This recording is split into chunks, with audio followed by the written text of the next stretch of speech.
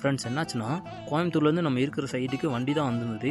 அந்த வண்டியில் ஃபுல்லாக பார்த்திங்கன்னா சோலார் ஃபென்சிங்க்கான மெட்டீரியல்ஸ் தான் வந்திருந்தது. அந்த ஃபென்சிங் மெட்டீரியல் இறக்கறதுக்காக நம்ம டீம்லேருந்து 4 பேர் போயிருந்தோம். அங்கே இருந்த போஸ்ட்டை ஒவ்வொன்றா எடுத்து நாங்களும் ஒரு பக்கம் அடுக்க ஆரம்பிச்சிட்டோம். ஃப்ரெண்ட்ஸ் உங்கள்கிட்ட இன்னொரு விஷயம் ஷேர் பண்ணணும்னு நினைக்கிறேன். அது என்னென்னா, நம்ம ஒர்க்கு வந்து சோலார் ஃபென்சிங் ஒர்க் மட்டும்தான் பார்த்துக்கிட்டு இருக்கோம்.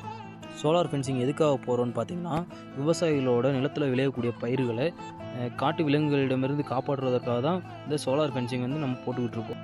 அது மட்டும் இல்லாமல் இந்த ஃபென்சிங் ஒர்க் பார்த்திங்கன்னா தமிழ்நாட்டில் இருக்கக்கூடிய எல்லா மாவட்டங்களுக்கும் போய் நம்ம பண்ணி கொடுத்துருக்கோம். அதிகமாக பார்த்திங்கன்னா ஃபாரஸ்ட்டு, அக்ரிகல்ச்சர் லேண்டு, அப்புறம் ஹில் ஸ்டேஷனில் பார்த்திங்கன்னா இந்த ஒர்க் பார்த்திங்கன்னா நம்ம அதிகமாக பண்ணி கொடுத்துருக்கோம்.